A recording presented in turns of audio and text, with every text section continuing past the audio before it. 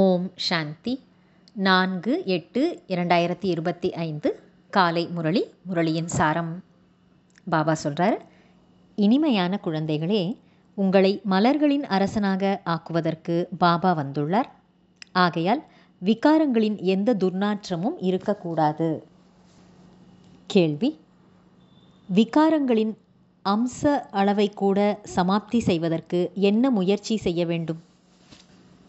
பதில்: நிரந்தரமாக உள்நோக்கு முகம் உடையவர்களாக இருப்பதற்கான முயற்சி செய்ய வேண்டும். உள்நோக்கு முகம் என்றால் வினாடியில் சரீரத்திலிருந்து விடுபடுவதாகும். இந்த உலகத்தின் விஷயங்கள் முற்றிலுமாக மறந்துவிட வேண்டும். ஒரு வினாடியில் மேலே செல்ல வேண்டும் மற்றும் வர வேண்டும். இந்த பயிற்சியின் மூலம் விகாரங்களின் அம்சம் முடிந்துவிடும். காரியங்கள் செய்தாலும் இடையிடையே உள்நோக்கு முகம் உடையவராகிவிடுங்கள். முற்றிலும் அமைதி நிலவ வேண்டும். எந்தவிதமான ஓசையும் சஞ்சலமும் இருக்கக்கூடாது. இந்த உலகமே இல்லாதது போல ஆகிவிட வேண்டும். ஓம் சாந்தி. அசரீரி ஆகி தந்தையின் நினைவில் அமருங்கள் என்று இங்கு ஒவ்வொருவரும் அமர்த்தி வைக்கப்படுகிறார்கள். கூடவே இந்த சிருஷ்டி சக்கரத்தையும் நினைவு செய்யுங்கள். மனிதர்கள் 84 பிறவி சக்கரத்தை புரிந்து கொள்ளுவது கிடையாது. புரிந்து கொள்ளவும் மாட்டார்கள். யார் 84 பிறவிகளை எடுத்திருக்கிறார்களோ அவர்கள்தான் புரிந்து கொள்வதற்கு வருவார்கள். நீங்கள் இதையே நினைவு செய்ய வேண்டும். இதுதான் சுயதரிசன சக்கரம் என்று கூறப்படுகிறது. இதன் மூலம் அசுரத்தனமான சிந்தனைகள் அழிந்துவிடும். யாரோ ஒரு அசுரன் இருப்பதாகவும் அவனது தலை துண்டிக்கப்பட்டுவிடும் என்பதும் இல்லை. மனிதர்கள் சுயதரிசன சக்கரத்தின் பொருளையும் புரிந்து கொள்ளுவது கிடையாது.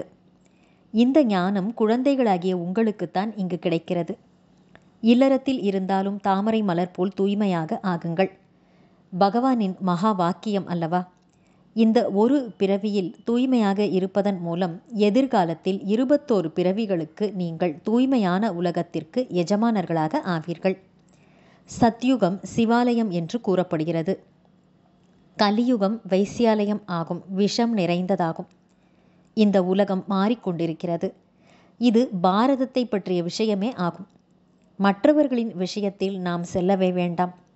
மிருகங்கள் என்ன ஆகும், மற்ற தர்மங்கள் என்ன ஆகும் என்றெல்லாம் கேட்கிறார்கள்.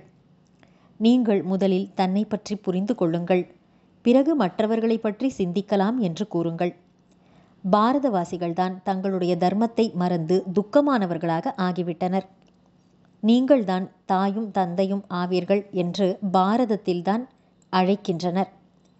அயல் நாட்டில் தாய் தந்தை என்ற வார்த்தையை கூறுவதில்லை. அவர்கள் இறை தந்தை, அதாவது காட் ஃபாதர் என்று மட்டுமே கூறுகின்றனர். உண்மையில் பாரதத்தில்தான் சுகமான பூமி இருந்தது. பாரதம் ஸ்வர்க்கமாக இருந்தது என்பதையும் நீங்கள் அறிவீர்கள். தந்தை வந்து முட்களை மலர்களாக ஆக்குகின்றார். தந்தையை தோட்டக்காரர் என்றும் கூறுகிறோம். வந்து முட்களை மலர்களாக ஆக்குங்கள் என்று அழைக்கிறோம். தந்தை மலர்கள் நிறைந்த தோட்டத்தை உருவாக்குகின்றார். மாயை முட்கள் நிறைந்த காட்டை உருவாக்குகிறது. ஈஸ்வரனே, உனது மாயை மிகவும் பிரபலமானது என்று மனிதர்கள் கூறிவிடுகின்றனர். ஈஸ்வரனையோ மாயையையோ புரிந்து கொள்வதில்லை. யாராவது ஏதாவது ஒரு வார்த்தை சொல்லிவிட்டால் அவ்வளவுதான், திரும்ப திரும்ப கூறிக்கொண்டே இருக்கின்றனர். அர்த்தம் எதுவும் கிடையாது. ராமராஜ்யம் மற்றும் ராவண ராஜ்யம் என்பது நாடகத்தின் விளையாட்டு என்பதை குழந்தைகளாகிய நீங்கள் புரிந்திருக்கிறீர்கள். ராமராஜ்யத்தில் சுகமும் ராவண ராஜ்யத்தில் துக்கமும் இருக்கிறது. இது இங்கு நடக்கக்கூடிய விஷயங்களாகும். இது பிரபுவின் மாயை அல்ல. 5 விகாரங்கள் தான் மாயை என்று கூறப்படுகிறது. இதையே ராவணன் என்று கூறுகிறோம். மற்றபடி மனிதர்கள் மறுபிறப்பு எடுத்து 84 பிறவி சக்கரத்திலே வருகின்றனர். சதோ குணத்தில் இருந்து தமோ பிரதானமாக ஆக வேண்டும். இந்த நேரத்தில் அனைவரும் விகாரத்தின் மூலம் பிறப்பெடுக்கின்றனர். அதனால்தான் விகாரிகள் என்று கூறப்படுகின்றனர்.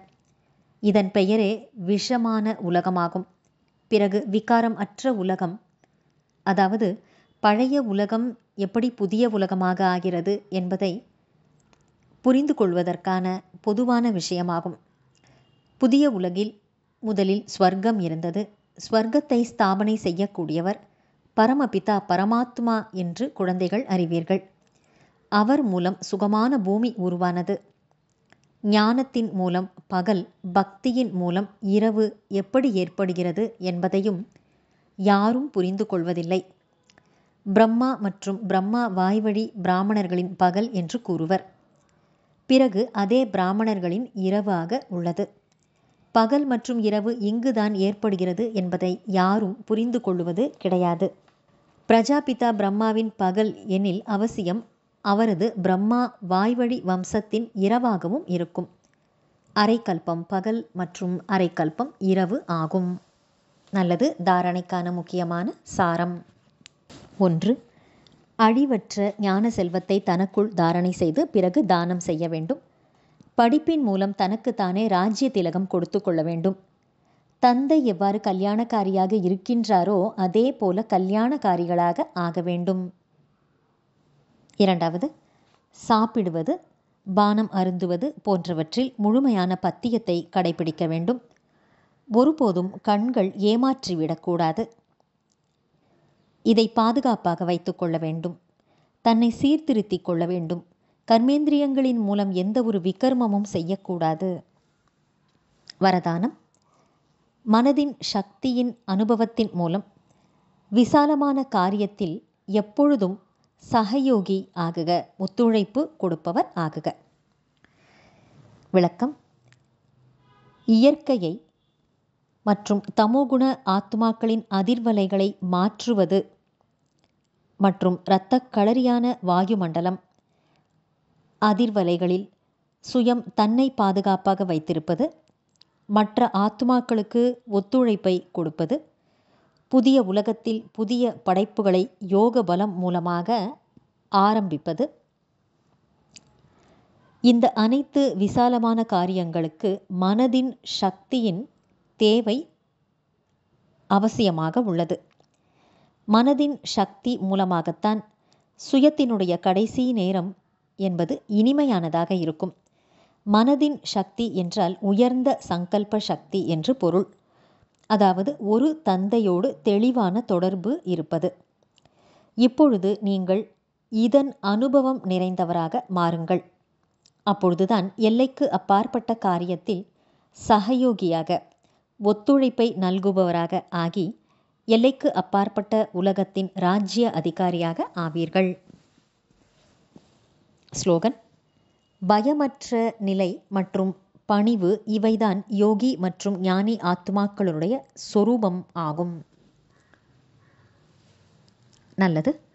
இனிமையிலும் இனிமையான வெகு காலம் கழித்து காணாமல் போய் மீண்டும் தேடி கண்டெடுக்கப்பட்டுள்ள செல்லமான குழந்தைகளுக்கு தாயும் தந்தையுமான பாப்தாதாவின் அன்பான நினைவுகள் மற்றும் காலை வணக்கம். ஆன்மீக குழந்தைகளுக்கு ஆன்மீக தந்தையின் நமஸ்காரம். ஆன்மீக தந்தைக்கு ஆன்மீக குழந்தைகளின் நமஸ்காரம். ஓம் சாந்தி. அவ்யக்த சமிக்கை. சகஜ யோகி ஆக வேண்டும் என்றால் பரமாத்மா அன்பின் அனுபவசாலி ஆகுங்கள். பரமாத்மாவின் அன்பு என்பது ஆனந்தம் நிறைந்த ஊஞ்சலாகும். இந்த சுகம் நிறைந்த ஊஞ்சலில் ஊஞ்சலாடிக்கொண்டே எப்பொழுதும் பரமாத்மாவின் அன்பில் மூழ்கியிருங்கள். அப்பொழுது ஒருபோதும் எந்த ஒரு எதிர்மறையான சூழ்நிலை அல்லது மாயையின் சலசலப்பு வர முடியாது. பரமாத்மாவின் அன்பு அளவற்றதாகும். எப்பொழுதும் நிலையானது. அந்த அளவுக்கு நிறைந்துள்ளது. அது அனைவருக்கும், அனைத்து ஆத்மாக்களுக்கும் கிடைக்க முடியும். ஆனால் பரமாத்மாவின் அன்பை பெறுவதற்கான விதிமுறை உள்ளது. விலகிய நிலை உடையவர், விடுபட்ட நிலையுடையவராக ஆக வேண்டும். எவ்வளவு விலகிய நிலை உடையவராக, விடுபட்ட நிலை உடையவராக ஆகின்றோமோ அவ்வளவு பரமாத்மாவின் அன்பின் அதிகாரம் பிராப்தியாகும். நல்லது. ஓம் சாந்தி.